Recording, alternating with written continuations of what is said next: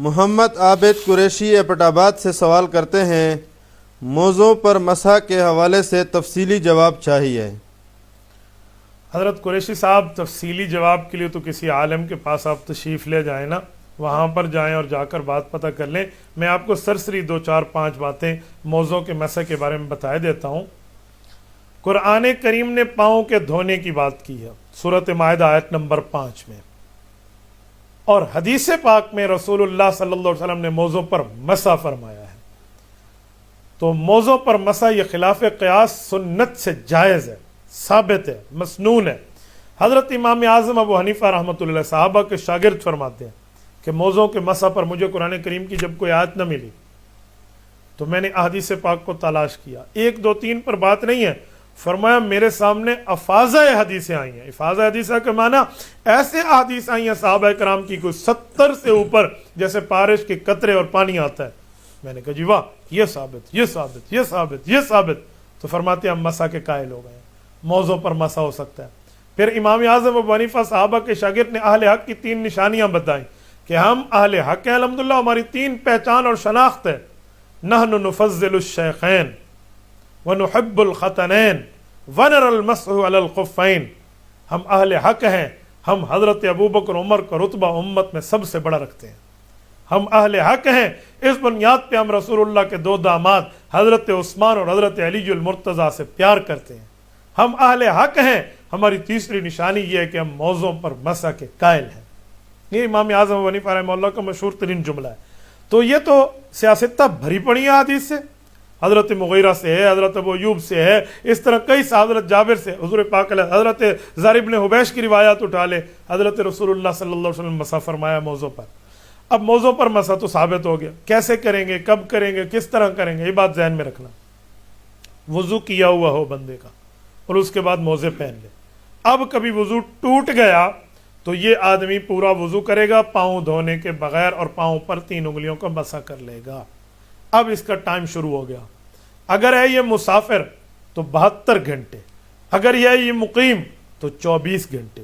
یہ صحیح مسلم میں سیدنا علی المرتضیٰ رضی اللہ عنہ کا فرمان حضرت رسول اللہ کی حدیث کی شکل میں موجود ہے۔ حضرت علی نے اللہ کے رسول صلی اللہ علیہ وسلم سے سوال فرمایا تھا تو اس کا جواب یہی تھا کہ جو شہر میں رہنے والا مقیم ہے 1 دن 1 رات، اور اگر یہ مسافر ہے تو اس کے لیے 3 دن 3 رات ہے۔ یہ رسول اللہ صلی اللہ علیہ وسلم نے اس کا ٹائم بھی خود طے فرمایا۔ تو اسی طرح ہوگا۔ اب آپ کے پاس رات کو نیند بھی ہو گئی ہے نا، اور آپ کا ٹائم پورا نہیں ہوا تو آپ نے صبح اٹھ کے صرف اس کے اوپر مسح ہی کرنا ہے۔ لیکن یہ بات یاد رکھیں، وہ موزہ ہونا چاہیے چمڑے والا، اس میں ٹخنے آپ کے چھپے ہونے چاہیے۔ اگرچہ اس موزے کے نیچے آپ نے پاؤں پر پہلے جراب پہن لیے، پھر اس کے اوپر موزہ پہن لیا، ٹھیک ہے، بالکل صحیح ہے۔ یہ نہیں ہے کہ وہ موزہ آپ کے جسم کے ساتھ چپکا ہوا ہو، آپ نے درمیان میں کوئی جراب پہن لی ہے تو بالکل آپ کا مسح نہیں ہوگا، ایسی بات نہیں ہے۔ کم از کم اس میں ٹخنا آپ کا چھپا ہوا، اس سے اوپر جتنا ہوا آپ کا اپنا ذوق اور مزاج ہے، لیکن کم از کم ٹخنا چھپا ہوا ہو، اور یہ موزہ ہو، چمڑے کا موزہ ہونا چاہیے۔ عام جرابوں پر مسح نہیں ہے، یہ بات ذہن میں رکھنا۔ بعض لوگ عام جرابوں پر بھی مسح کر لیتے ہیں اور اس کو شریعت کا جزو سمجھتے ہیں، یہ شریعت کا جز نہیں ہے۔ میں اس کے ساتھ ایک جملہ مزید آپ کی خدمت میں سمجھانے کے لیے کہتا ہوں۔ موضوع پر مسح کے لیے یہ بات آپ ذہن میں رکھنا کہ حضور پاک صلی اللہ علیہ وآلہ وسلم کی ترتیب اور طریقہ آ رہا ہے، تو اس طریقے پر ہم اس کے قائل ہیں۔ اچھا، عام جرابوں پر مسح بھی نہیں ہے، ہاتھ پر پہنے ہوئے دستانوں پر مسح بھی نہ سمجھنا، اپنی ٹوپی پر بھی مسح نہ سمجھنا، سر پہ بندھے ہوئے مفلر یا عمامے پر بھی دوپٹہ مسح نہ سمجھنا۔ عورتیں اپنے سر پہ دوپٹے اور برقعے کو بھی موزے کے قائم مقام نہیں کر سکتی، اسی لیے ان تمام معاملات کو اس کو واضح دیکھنا چاہیے۔ اچھا، یہ پھر اس کا مدت کب ختم ہوتی ہے؟ اگر یہ مقیم ہے، جیسے 1 دن 1 رات پوری ہوئی، گویا اس کی موضوع پر مسح ختم ہو گیا، اب اس کو مکمل وضو کرنا ہوگا۔ اور اسی طرح 3 دن 3 رات پورے ہوئے ہیں تو مسافر کا خود بخود ٹائم پیریڈ ختم ہوئے تو ختم ہو گیا۔ اور یہ بات یاد رکھیں، آپ نے وضو کیا ہے، اس کے بعد وضو ٹوٹا ہے، آپ نے پھر وضو کیا ہے اور موضوع پر مسح کر لیا ہے۔ پہلے تو آپ وضو کر کے پاؤں ڈالیں گے نا پاک حالت میں، اس میں اب آپ نے مسح کیا، آپ جب تک موزہ آپ کے جسم پر رہے گا آپ کا وضو برقرار ہے۔ ایک لمحے کے لیے بھی آپ نے اتار لیا ہے نا یہ موزہ، اگرچہ ایک ہی اتارا ہے تھوڑا سا، آپ کا وضو ٹوٹ گیا، پھر آپ کو دوبارہ وضو کرنا ہوگا، یہ ذہن میں رکھنا۔ یہ نہیں ہے کہ اب صرف پاؤں دھونے سے جان چھوٹ جائے گی، جی نہیں، آپ کو مکمل وضو کرنا ہوگا، آپ نے اتارنے نہیں ہے درمیان میں، ورنہ میں سمجھنا ایک دن ایک رات کا ٹائم ہے، جب چاہوں اتار دو، جب چاہوں پہن لوں، جی نہیں، پہننے کے بعد یہ ٹائم کی مدت ہے۔